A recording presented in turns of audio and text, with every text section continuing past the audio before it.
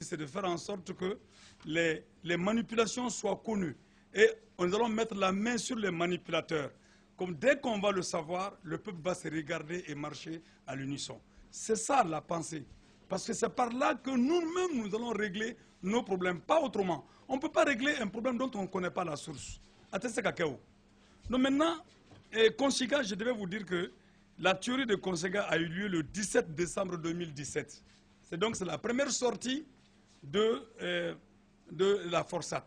Et je dois vous dire qu'à l'époque, les autorités maliennes ont dit, les Salif et consorts là, ils ont dit que les gens de Consiga étaient assimilables à des terroristes parce qu'ils empêchaient la mairie de travailler.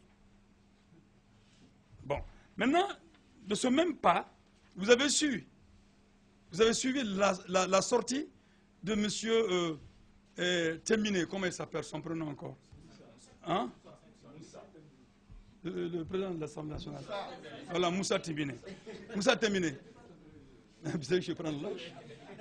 Le président de l'Assemblée nationale, Moussa Tembine, a dit ici, devant nos sorties, que nous étions des djihadistes. Il a dit que nous étions des djihadistes, que nous étions des terroristes.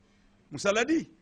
Alors donc, on peut vous dire sans risque de se tromper que c'est à dessein que la Forsat a été libérée contre le peuple malien. Donc Moussa Tembine assure une part de responsabilité dans ses propos d'incitation à la violence de la Forsat contre le peuple malien. Alors donc, je voulais que vous ayez cette précision-là avant de continuer. Maintenant, la CEDEAO. Là, elle doit venir. Bienvenue. Je veux rappeler que en 2018, là, à la veille des élections présidentielles, la CEDEAO est venue par Yahi Boni, un autre ancien président. Yahi Boni est venu ici. On leur a expliqué ce qui se passe. On leur a dit qu'il n'y aura pas d'élection transparente au Mali. Soumaïla Cissé a démonté le fichier de M. Ibrahim Boubacar Keïta. Nous autres, nous avons fait nos analyses politiques et nous avons interpellé la CEDEAO. Mais ce que la CEDEAO avait en tête, Yahi Boni avait en tête, et ce qu'il disait, Urbi Orbi, c'était de dire Orbi Urbi ou Urbi Orbi. Et ce qu'il disait, peu importe, ce qu'il disait, c'était de dire qu'il faut qu'on tienne les élections. Parce que la seule institution aujourd'hui, à leurs yeux, qui restait, qu'il fallait organiser, c'était l'élection présidentielle. Et ils voulaient que M. Ibrahim Boubacar Keïta soit. Si la CEDEAO était en réalité l'organisation pour les peuples, ce jour-là, elle devrait changer d'attitude et pointer du doigt le régime d'Ibrahim Boubacar Keïta incapable d'organiser des élections. Parce que au moment où M. Yahi Boni, ancien président du Bénin, demandait à ce que les candidats partent à l'élection présidentielle, il avait su que le régime n'avait pas été capable d'organiser des élections communales dans une centaine de communes. Il était au courant que le régime d'Ibrahim Boubacar Keïta n'avait pas organisé les élections de conseil de cercle, de haut conseil des collectivités. Il savait que même la mairie du district de Bamako n'avait pas été changée. Donc à partir de cet instant, l'incapacité notoire du régime d'Ibrahim Boubacar Keïta qui enfreint au dispositif de la CEDEAO sur la bonne gouvernance devrait interpeller les responsables de la CEDEAO pour dire franchement, M. Ibrahim Boubacar Keïta n'en vaut pas la peine. Mais ils sont incapables de dire ça à ces chefs d'État africains et ces anciens chefs d'État africains qui se servent toujours de ces institutions internationales comme des garages et des pompes à sous pour pouvoir continuer encore à assouvir leur boulimie financière.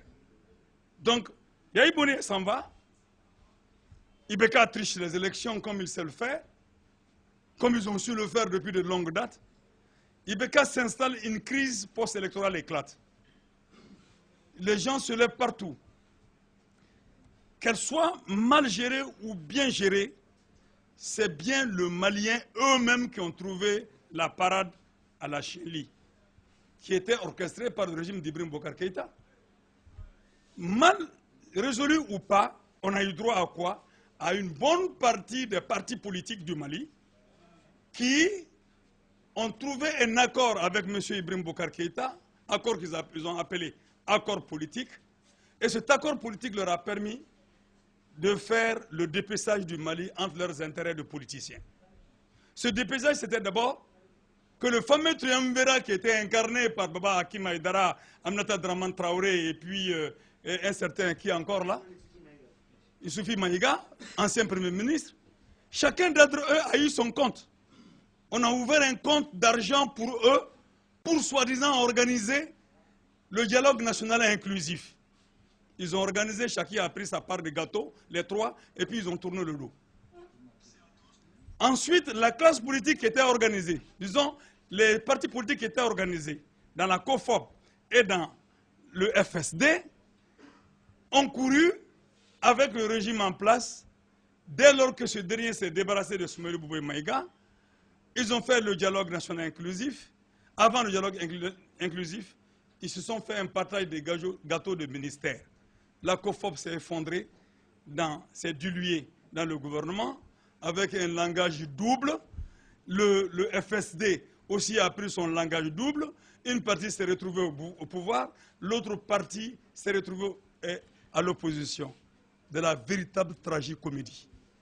Avons-nous assisté? Donc cette classe politique, avec cette attitude, il ne restait que le parti Sadi, qui a refusé ce marchandage-là sur le dos du peuple. Et qui, dans sa démarche, est allé à lancer l'idée du rassemblement de toutes les forces battantes et combattantes au Mali pour leurs droits, pour créer le mouvement national démocratique et populaire. Alors donc, ce point de vue, à quoi est-ce que la CEDEAO était là pour qu'on arrive à un tel attelage? Ben non.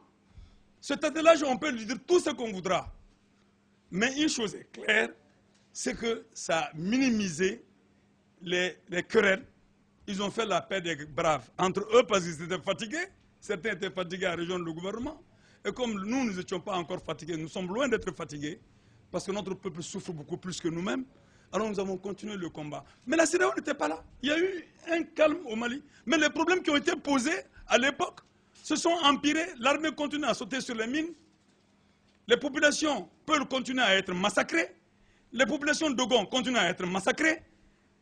Et les populations, l'administration n'existait pas dans le tiers parti du pays. Ces problèmes continuent et se sont étendus sur le quotidien des gens du Sud. Où est la CEDEAO en pareille circonstance? Elle s'auto-saisit lorsqu'il s'agit de maintenir des institutions au service de quelques prédateurs au pouvoir, alliés, et de la puissance étrangère, colonialiste, anciennement colonialiste, néocolonialiste aujourd'hui, à les faire travailler.